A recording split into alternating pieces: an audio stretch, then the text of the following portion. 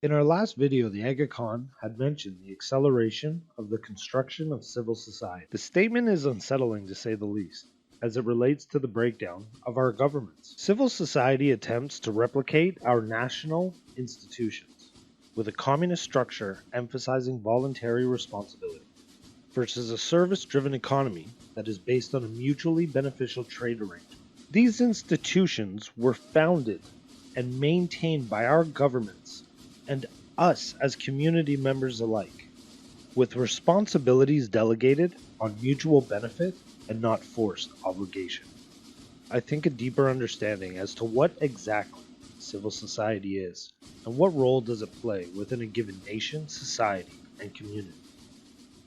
That there's been a movement away in terms of real leadership from governments to almost private foundations, philanthropic organizations, yours being one, and the Gates Foundation, and you can name a number. Bono, the singer.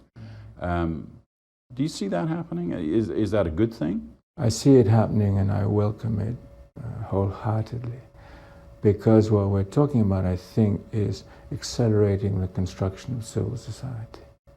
Civil society, what is it and what function does it serve? As stated by the United Nations, civil society is the third sector of society, along with the government and business.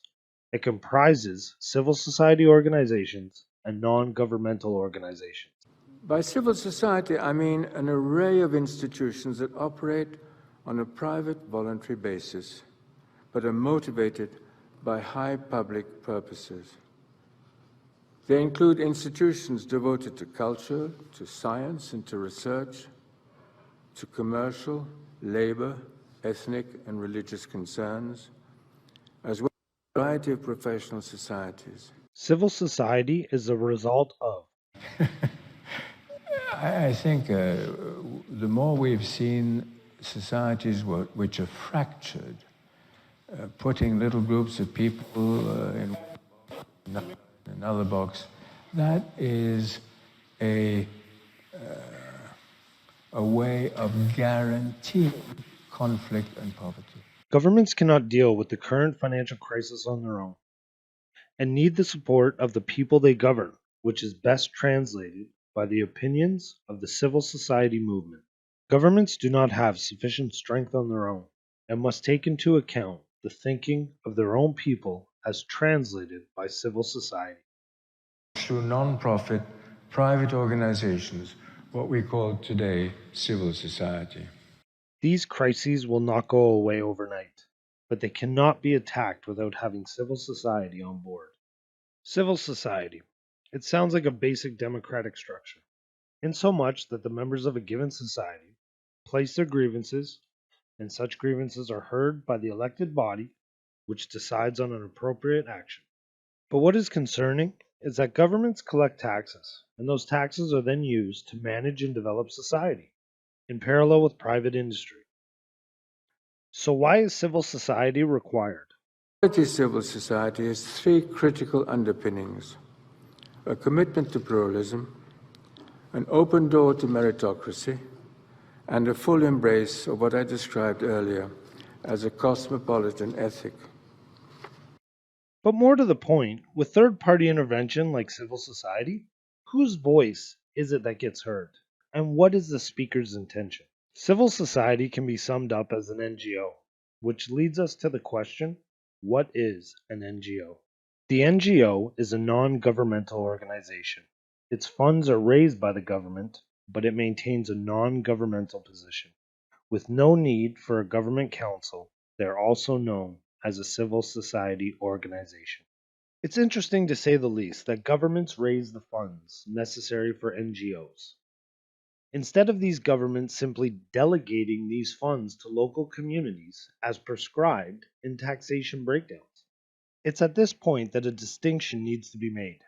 That being, an NGO is not a non-for-profit. As you will come to see, these organizations work synergistically, marching towards a common goal. Nonprofit organizations are service organizations or charities that are established for cooperative, trust, or purely informal reasons. And so our network grew. Today, it embraces a group of agencies, non-governmental and non-dominational, operating in 35 countries. They work in fields ranging from education and medical care to job creation and energy production, from transport and tourism to media and technology, from the fine arts and cultural heritage to banking and microfinance. But they're all working together toward a single overarching objective. NGOs serve as an executive branch for NPOs. NGO members double as NPO board members and/or controlling members or even associates. The NGOs supply the funds and establish the strategies for the NPOs to put into action. We learn to work with effective partners, including the not-for-profit institutions of civil society. NGOs are categorized based on function, and it is this function of resource management which positions them as the executive arm of NPOs. Why do NGOs exist, and what do they really offer a society? The Archon Development Network embraces many facets and functions. But if we're trying to sum up in a single word its central objective, I would focus on the word opportunity.